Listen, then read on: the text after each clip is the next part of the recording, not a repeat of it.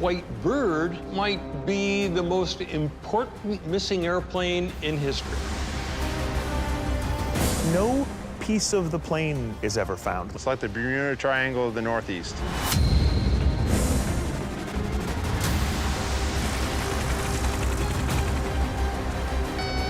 Hey, Josh, I got a hit over here. You got something? Whoa, whoa, whoa! Look at this! That's an airplane wreck.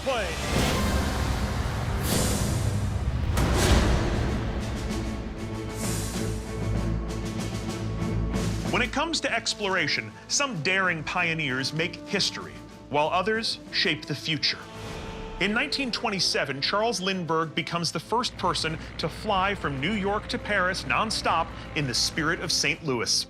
His feat turns him into a global icon and charts a course for America's dominance in commercial air travel. But history and the future were almost very different. Just 2 weeks before Lindbergh's historic flight, French pilot Charles Nungesser and navigator François Colli attempt the crossing in the opposite direction, aboard a plane known as the Luceau Blanc, or the White Bird. Thousands gather to watch their triumphant landing in front of the Statue of Liberty. Except the plane never arrives. It vanishes without a trace. One of the largest search and rescue operations in history comes up empty-handed. It was assumed that the White Bird never made it across the Atlantic, but now, newly discovered evidence suggests that it may have reached North America. One expert is targeting the wilderness of Newfoundland, where a fragment of metal could prove the plane broke apart in a remote pond. And another group thinks they've tracked the plane's final flight to a secluded forest in Maine. So prepare for takeoff on an historic mission to discover the fate of a flight and two heroic pilots who dared to change the world. My name is Josh Gates. Hello! Explorer, adventurer, Amazing! Wow! and a guy who ends up in some very strange situations. Whew, that was exciting. With a degree in archaeology and a passion for the unexplained, I travel to the ends of the earth, investigating the greatest legends in history. Okay, let's punch it. This is Expedition Unknown.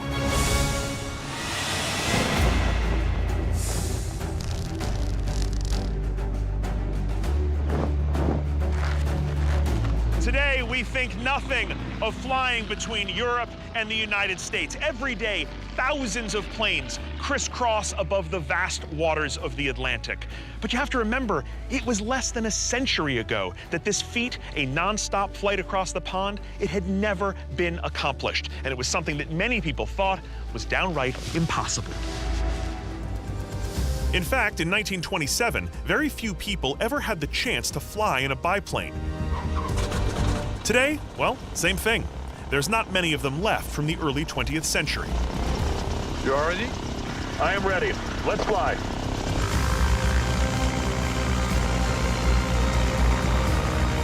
Woohoo! It's magic. It's magic. Amazing. Woo! This is a Travel Air 4000 biplane. It was built in 1928, the year after the disappearance of the White Bird. A lot smaller, a different design, but it gives you an idea of the reality of aviation nearly a century ago. To find the White Bird, we have to understand the era in which she flew. In 1919, aviation was still highly experimental. To spark innovation, French-American hotel mogul Raymond Ortigue offered up the Ortigue Prize, $25,000 to the first aviator to travel nonstop between New York and Paris.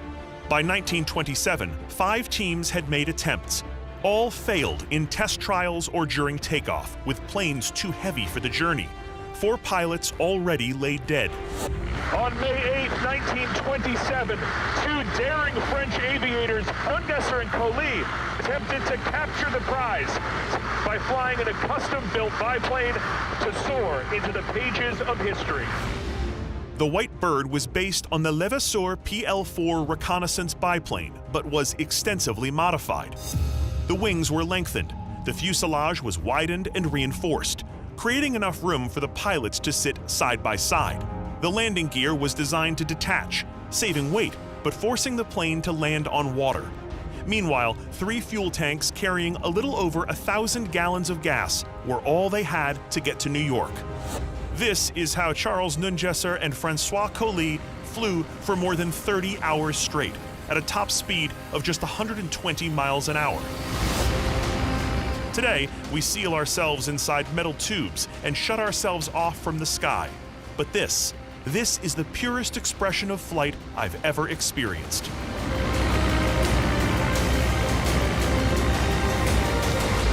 Nice flying, Baptiste. Nice. Thank you. Vive la France. Feeling properly awed, we wing our way back to the hangar, and I head into the city to continue my search.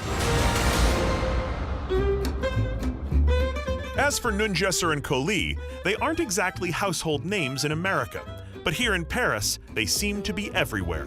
Commemorated in street names, memorial parks, hell, there's even an entire restaurant themed in their honor. This is the Lusso Blanc restaurant and bar on the rooftop of the Peninsula Paris Hotel. It is a wall-to-wall celebration of the pioneering spirit of our 2 daring aviators. It has sweeping views of the Eiffel Tower, a replica of the White Bird perched above the city, and a Michelin star menu. So, you know, I might be here a while. All of this has me asking one very important question. Who were these guys? I reluctantly leave my 5-star meal behind and head to Le Bourget Airport, just north of Paris. This is where the White Bird took flight, and where Charles Lindbergh landed 2 weeks later. Today, it's home to France's stunning Air and Space Museum. In ours, we have the Spirit of St. Louis. They have a Concorde, the supersonic airliner which crossed the Atlantic in just 3.5 hours. I'm here to meet Marion Wickerly, who oversees the museum's collection of more than 400 historic planes. Okay, there's one plane I want to talk about that's not here, which is the Lusso Blanc, the White Bird. Let's start with Nungesser and Colli.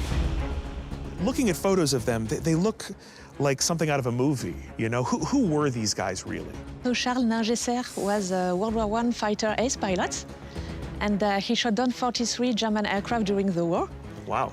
And that score made him one of the deadliest French aces. And Colli? Colli was actually a sailor, and he began the war as a lowly infantry private. Colli worked his way up to pilot and even squadron commander. But when in 1918 he lost one of his eyes in a plane crash, he instead became a skilled navigator. People here really loved these guys, right? They were heroic characters in France. Yeah, they were national heroes. So when the 2 of them decide to make this attempt to win the Orteig Prize, is there a lot of confidence in them? Absolutely, everybody was certain that they would succeed. May 8th, 1927, they take off from where? From here, actually, from Le Bourget. Literally here, right? Literally like here, in yeah. a field right out here. They took off at dawn at 5:17 a.m. with a big crowd watching them and encouraging them. Weighed down by its own fuel, the White Bird barely cleared the trees at the end of the runway. A couple of hours later, a priest on the coast of Ireland claimed to have seen the plane, though it's unconfirmed. Having sacrificed their radio to make room for more fuel, after they took off, they were utterly alone. Their intended route would take them 3,630 miles across the open waters of the North Atlantic, eventually reaching the coast of North America over Newfoundland and flying down to New York City. At what point do people realize there's a problem here? On the 9th of May, about 40 hours after the takeoff, because at this point it was absolutely sure that they could not have enough fuel to still be airborne. Tens of thousands of New Yorkers gathered to watch the White Bird's landing. It never arrived. What was the response here in France when they disappeared? A total disaster. People were shocked because everybody was so sure that they would succeed. No piece of the plane is ever found. Like, no part of the plane survives, right? Actually, there is one piece. There's a piece of the plane? One. We have it right here at the museum. That's right. We're about to see the only known surviving piece of the White Bird. Josh, this is the landing gear of the White Bird. Wow. This is the actual landing gear. Yes, absolutely. It was designed to be left behind. It's actually more a taking off gear than a landing one. This is all that remains of l'Oiseau Blanc, the gear that intentionally fell away from the plane after takeoff to save weight and transformed the aircraft into a flying boat for its landing in New York Harbor. Crazy, crazy. All right, so now I have a difficult question. Where's the rest of the plane? The time, the leading theory was at first that they crashed near the French coast, maybe in the English Channel. So immediately. Immediately. But there is another theory, which is very intriguing, which is that they actually did cross, but crashed in North America. In fact, several groups have been looking for the plane, and right now, a group in Maine is still looking for it. In Maine? In Maine. All right, well, back across the pond. The white bird was lost crossing the Atlantic. Now I'm doing it twice. This time I fly from Paris to Bangor, Maine. Known for lobster rolls and lighthouses, the gorgeous state down east is also the home of Stephen King, which means there's a decent chance this whole place is actually cursed. I have an appointment nearby with Peter Nodden, the former president of the Maine Aviation Historical Society, and James Cicchetto, the son of one of the society's founding members. How you doing? I'm Josh. James Cicchetto. Nice to meet you. Pete Nodden, good to meet you. Great to meet you as well. Okay, part of what you do is look for lost, wrecked planes, right? Yeah, there's a group of us that actually document historic crash sites, and we look for missing aircraft. How many of these missing aircraft have you found? Just about 50. 50? Yes. It's like the Bermuda Triangle of the Northeast. Why are there so many wrecked planes up here? There were a lot of military aircraft in this area. There were over 745 military accidents here in Maine. Wow. Large, dense woods, a lot of places for airplanes to go down and disappear. Well, there is one plane in particular I'm very interested in, as you know. That we're all interested in, yes. The white bird. Yes. Which is also, I guess, kind of a white whale, right? In many ways, People yeah. have been driven mad looking for this Yeah. plane. You think it's here in Maine? Definitely. Definitely. Okay. Make the case. Why is it here? Well, it starts with the witnesses. Wait, there are witnesses? There are witnesses. May 9th, 1927, there were a group of people that heard an aircraft pass over, which is a very rare thing in 1927. People have to remember that. In 1927, a plane goes overhead, it's a big deal. It was a big deal. Right. So this is a map of the region we're in right now. The first people to hear the aircraft that morning were the Scotts, a married couple traveling by car. They heard an airplane approach. They pulled over and shut the car off and get out to listen to it pass. To them, no question, that was a plane. No question, that was a plane. Okay.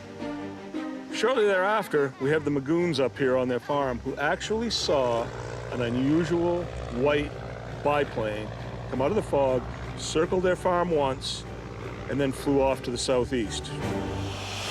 And the father was concerned enough after the plane flew to the southeast that he organized a search party of neighbors and went searching that area where he believed it had crashed. I mean, that's really compelling. I mean, Yes. what other white biplane is flying around up here in 1927? Exactly.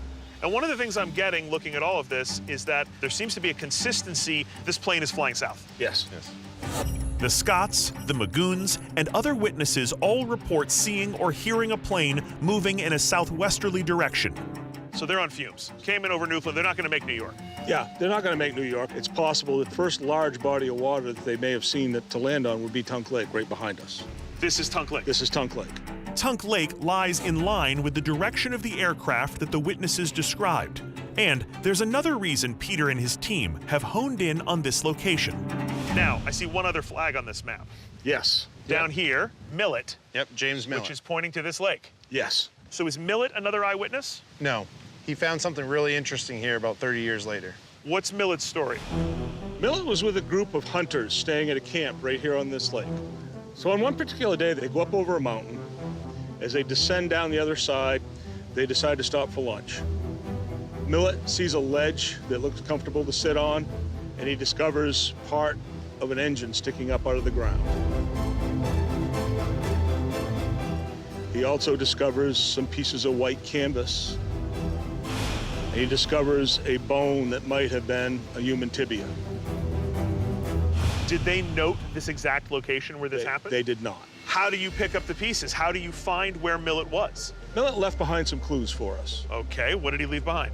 When Millet and his hunting partner got to the top of the mountain, they found a marker that he said was like a U.S. Geological Survey benchmark, These were markers that were put out as part of topographic surveys. They're all over the country, these things. Yes. All right.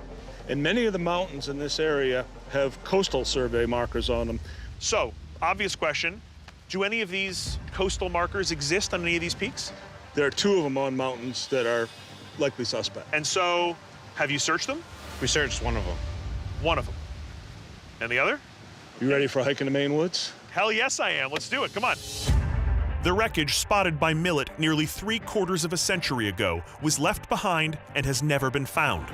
If it is airplane wreckage, there's every chance it's from the White Bird. We board a boat and speed across Tunk Lake toward the peak that may have a geologic marker matching what Millet described. Waiting at the base of the hill, though, is someone I never knew I was dying to meet. Want to introduce you to the owner of the dock. Hi, I'm Lee Bird. Hi, Lee. Nice to meet you. I'm Josh. Nice to meet you. Thanks for letting us use the dock. My pleasure. You might be familiar with Lee's grandfather, Your grandfather is... Admiral Bird. Your grandfather is Admiral Richard Byrd? Yes, yes. Your grandfather is one of the most famous aviators and explorers ever. One of the biggest names in the history of polar exploration.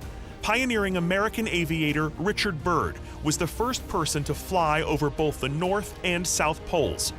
Like Nungesser and Coley, Byrd wanted to claim the Ortigue Prize. Unfortunately, his plane was damaged during a test flight from which he barely walked away. Meanwhile, Lindbergh came along, and so my grandfather offered him the field to take off in and gave him his navigational instruments to make the flight.